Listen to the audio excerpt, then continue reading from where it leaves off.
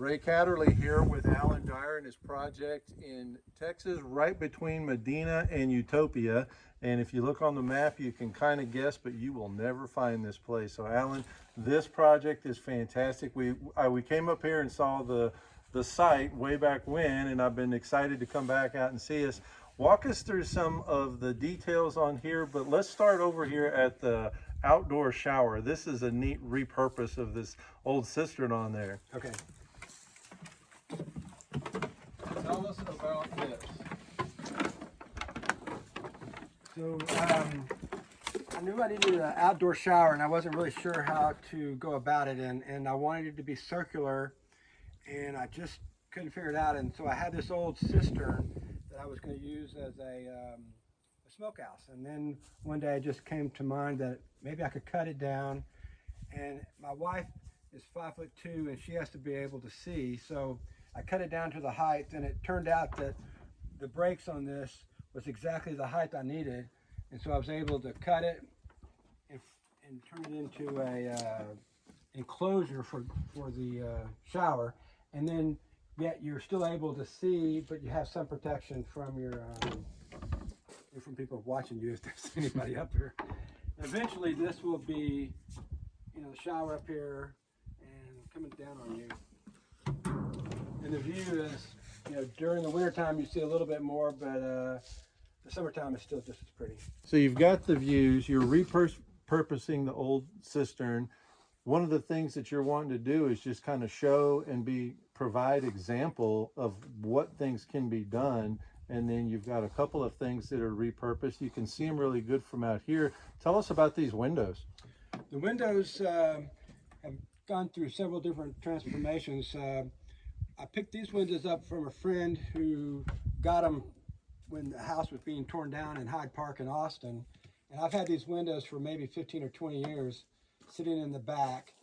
Knew I was going to use them for some reason, and then when we started building this, or this concept of this particular cabinet came about, I wanted to use these windows here because I'd used some windows similar to this on another house that we had done in Rock Springs. I wouldn't say that these are inexpensive. They were free, but I probably have maybe 30 or 40 hours in each one of these windows of taking the rust off, putting new hardware, sanding. Some of the glass was broken, and the glazing on these windows is so old it's like rock, and it's really hard to work. But the final product is what it is, and it just shows the age, and it's to me it's just, I just love it. I just think they look really nice. And then also as you're looking at the building, this is a natural plaster with no cement in it. It's just a lime, sand, a little bit of clay, and that's it. It's about 5 or 6 layers. We're about 3/4 to 7/8 of an inch thick. The eaves and the soffits are all made out of recycled cedar fencing. And if you go into, you could talk to any cedar or any fencing company, and whenever they're tearing down a fence, they'll give you the fencing for free. But again, your labor in this, we put these all through a planer, just plane them just enough to not get them clear, but to show a little bit of the aging and the patina. And then we came back with some of these are linseed. The inside sealant is made out of tung oil, and so anyway, it just adds some character to the soffits, and again reusing the material that. So Allen, before we go inside, you've got a nice setup inside that we'll look at up in there. And so Allen, your rainwater harvesting system, you've got a nice setup for treating it outside, but walk us through what you've got starting from the outside, and then it goes to your cistern, and then we can take a look on the inside when we get in there. Okay, so most systems have what they call a first flush system, and that's what this is. This is something that you can buy, and so this is the first flush. So this probably carries maybe 20 gallons of water, possibly 30.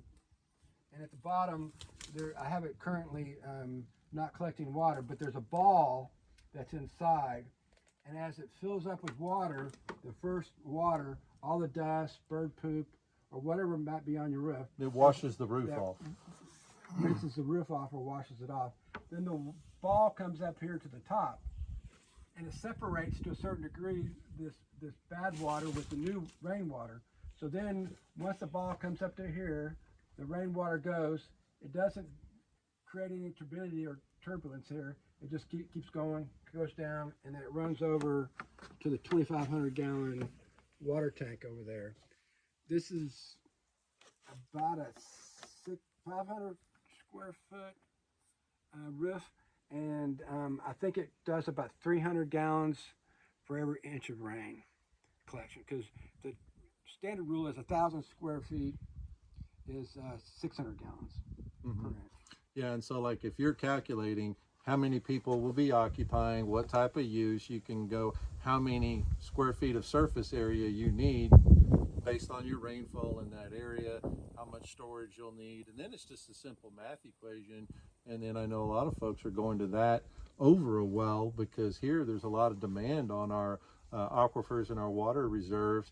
And then if you ever have a well that does run dry, well, if your rainwater runs dry, then you can call a truck and have it delivered, and you've got storage, whereas you don't if you just have a well. And so if you ever do get in a pickle, you can, in an emergency, you can quote unquote buy water, and then that's something that's available in an emergency scenario, especially off grid where you want to do things. And it also will let you get down the road without having to punch a well in the ground, because those are expensive. Yeah, we have a house in Bernie that we just finished a year ago, and one of the reasons a lot of people didn't want to buy the property was because it was too narrow. It's on the river, so it's a really nice piece of property, but since it was an old track, there wasn't enough room to put a well on it. And if we did want to put a well on it, then we would have to get permission from a neighbor and then go through some surveying and have him where he couldn't use part of it. But it was going to cost us about $40,000 to $50,000 to drill the well. Well, we did a rainwater collection system there at that house that is about 15,000 gallon capacity. We figured if we ever ran out of water, that even if we were using water full time, it would take us 5 or 10 years of people filling it up with water before we got to that $30,000 mark. Yeah. So if you start looking at the economics, well, one, rainwater is neutral, so your fixtures are going to stay a lot better, and you're not worried about the possibility of not having water, because now everybody is sticking a well in the ground. And in some areas, like in Wimberley and Edwards Aquifer, it's now $100,000 to drill a water well. Well, It's amazing. That makes rainwater collection much more affordable, where in the past it was a little bit more expensive and more of a treat than a necessity. You throw those numbers around at the coffee shop to somebody who's got gray hair, and they're gonna just die in amazement. Yeah. So you're wearing a couple of hats. You're the land developer, you're the investor, and the land steward. And so you can put all of those together, and you can do something with a piece of land that it wouldn't be able to do otherwise. So nobody's using it, so oftentimes it'll get overgrown. The vegetation isn't what it can be. You've got more runoff issues. You've got trash that can be dumped. But if it's occupied and used, now you're profitable about it. And if you're profitable, you can steward that land, and then now you can manage your vegetation and do other things where you couldn't do anything unless you had that creativity to plug all those things together. That's awesome. It's kind of a permaculture approach to living. Yeah. Which is what permaculture means. Before we go inside, tell us about these eaves. These are nice overhang, which is awesome for this type of lime plaster finish. And then you were telling us about how these are the repurposed fence boards. And then tell us a little bit about this and the decisions on that, and then the performance that you like to get out of it. Well, we went with the shed roof because shed roofs are a lot easier to build, and when we go into the house or the cabin, we'll be able to see the view, and it just makes it easier to have that view with the shed roof instead of a gable end. And also with the shed roof, you have one gutter, so it's much easier to collect your rainwater than if you have a gable. Then you'll have two sides, and it just gets more complicated. So all your things are stacking purposes. Let's go inside and see what we're working with. Okay.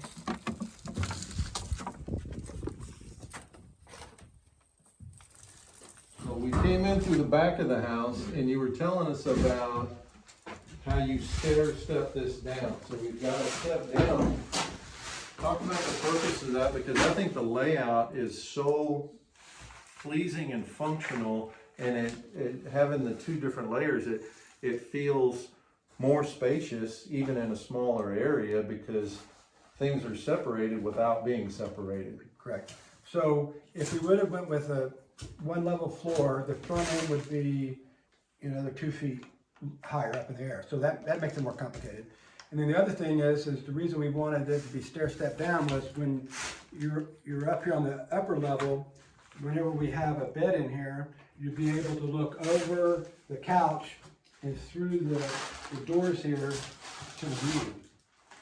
And so that was one of the reasons we did that. And then, so when you're on the couch, you'll be able to see, and if you're in the bed, you'll be able to see, and so forth. And so you know, it also raised the roof up, or the ceiling up, to where this is a 12-foot ceiling in here. And since we have no air conditioning, you know, it'll be a little cooler during the summertime.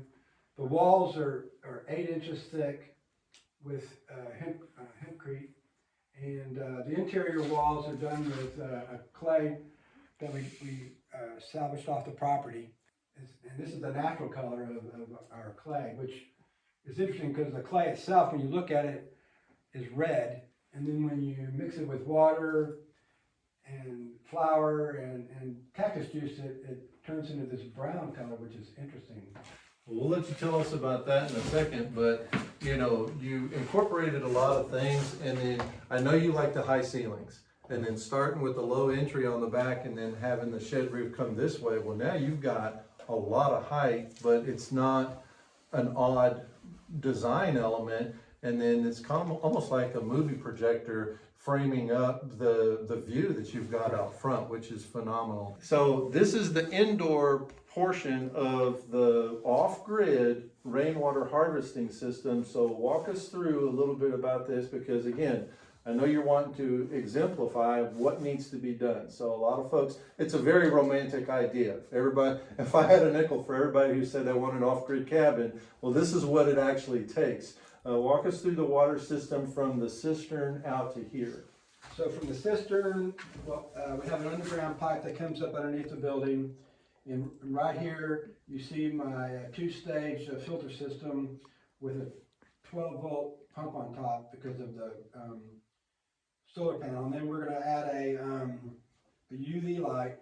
And the particular UV light I have only comes on when water goes through it. Mm-hmm. So it's not taking any power from the battery system until it's turned on. So it's an unusual UV light in that manner. And so I really like it. I have about 4 or 5 of them on some other projects, and they seem to work out well. So the water comes in, and you have to filter it before it goes through the UV light, because the UV light sanitizes the water to make it drinkable. Mm-hmm. And if you have any kind of anything in the water, a lot of your pathogens and bacteria and other things can hide behind the different molecules and debris that's in the water, and so your UV light won't be able to zap it. That's a fun way to put it. I'm imagining them hiding behind like kids right. playing, right. You know, and so then it'll go through there, and then we'll have a sink here and all that, and I'm going to have pretty much everything exposed so people can look at what they're doing, because most people don't really know how water's filtered and so forth. And the same thing up here, we'll have the solar controllers and I can't remember the other names, all the other different components to the solar system up there, and the batteries too, the lithium batteries we're using. Yeah, and it's something that if you are off grid truly,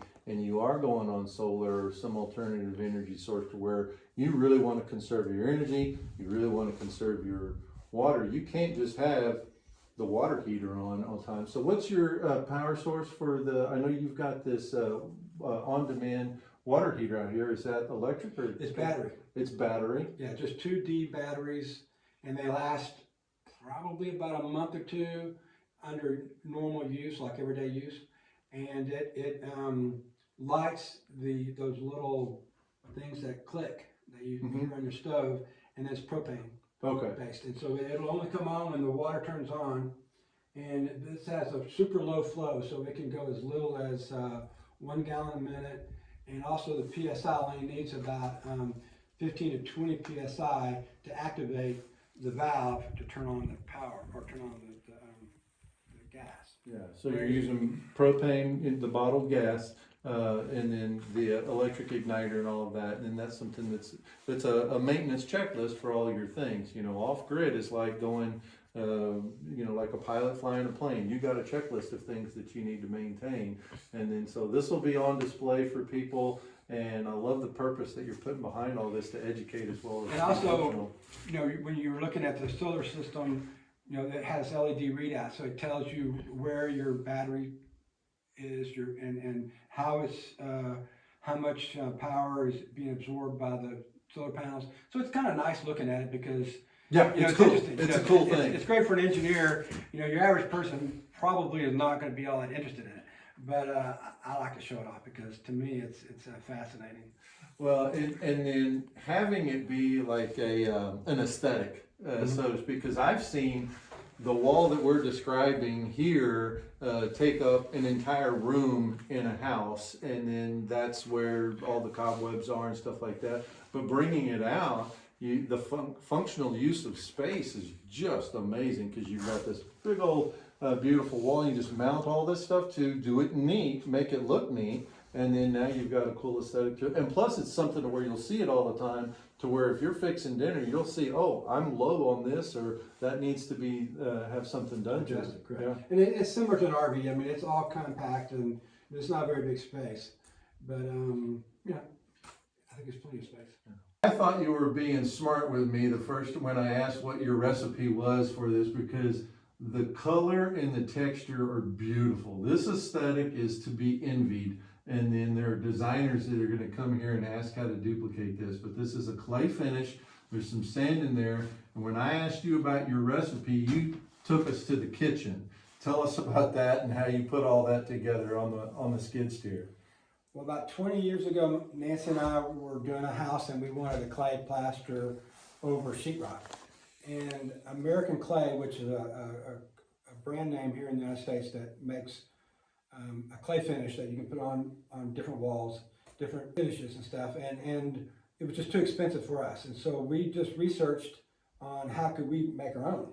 And so we found a recipe where we could use cactus juice and flour paste. And we had plenty of cactus and flour was cheap. And so we came up with the recipe, modified it a little bit. And so we boil the cactus, we chop it up, boil it for several hours, and then we strain it and we use that juice along with the flour paste, similar to glue. We mix those two together with the sand and the clay, and then this is, I think, about 3 coats of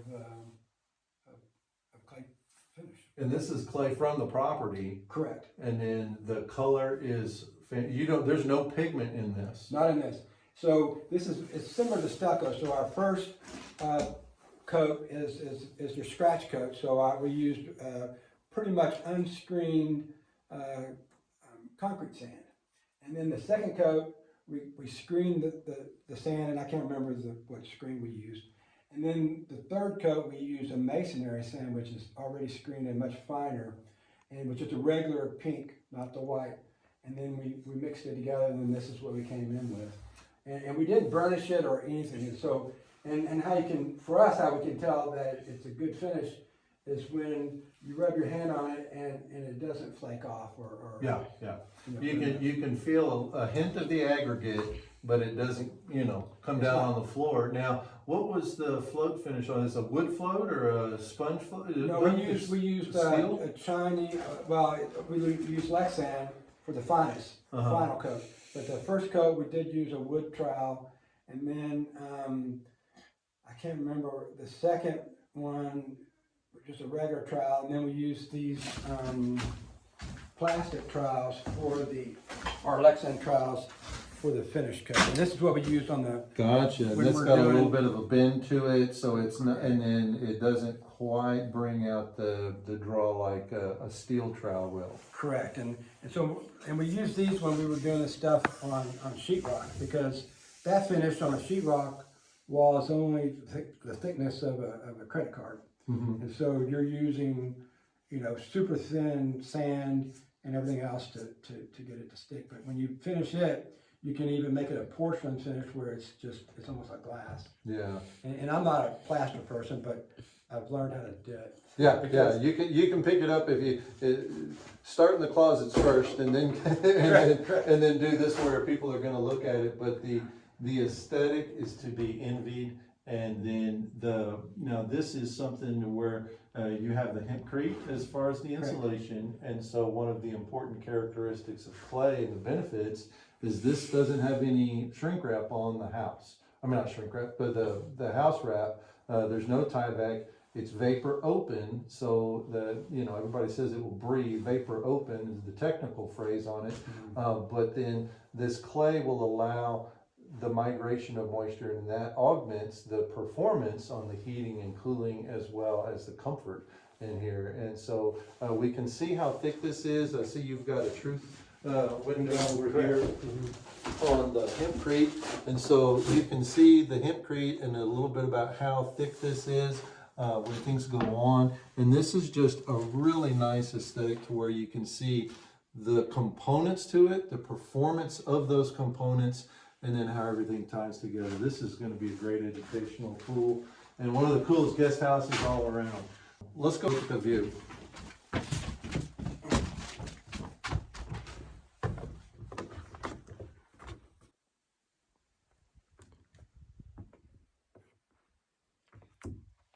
Alan, the views are amazing out here. We're on the front porch looking out, and then one of the details that I noticed was this looks like reclaimed, just straight up lumber.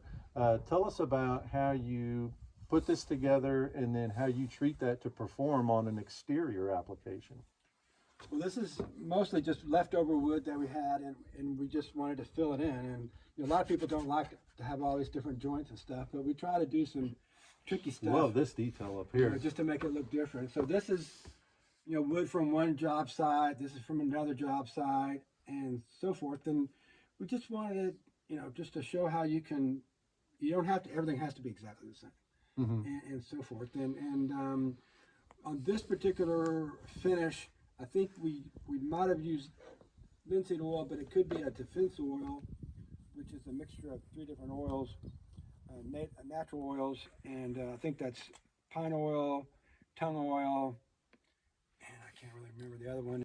The reason they put the pine and that in there is so it works well with sun.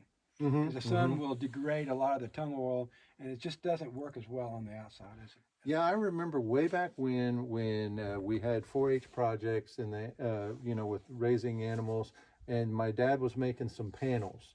And then he bought regular lumber and treated it with linseed oil. Well, that was my job to paint the linseed oil on. I didn't know what I was doing or why, and all I knew is I needed to paint the panels, and I was upset about the project and all that, and I wanted to go do something else. But what I noticed was those panels, we built other things on our farm with like treated lumber.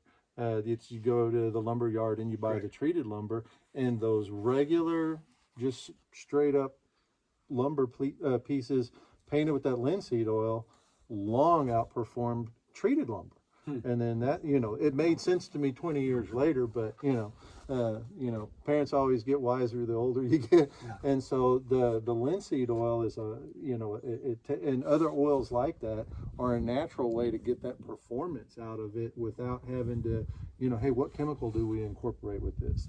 Nature produces all of this stuff. We just have to learn how to apply it. And we used non-boiled linseed oil on a lot of this. Because boiled linseed oil has dryers and other things in it to make it where it dries faster and stuff. So you have to cut it, and we cut it with citrus oil that makes it penetrate the wood a little bit better. Yeah, and I know you use the hempcrete for the insulation, and I know they're formulating a lot of new things for the marketplace with hemp oil. And so I'm excited to see how that comes out on the long run too. I know that's in its infancy for what we're doing on a large scale crop like that, but I imagine you'll be one of the first ones to use it when it comes out, because you like being a good steward of everything on there. And so other than that, this has been a great tour. this is a beautiful view, and this is going to be a property that gets enjoyed for generations to come. Thank you. You're welcome. Bye.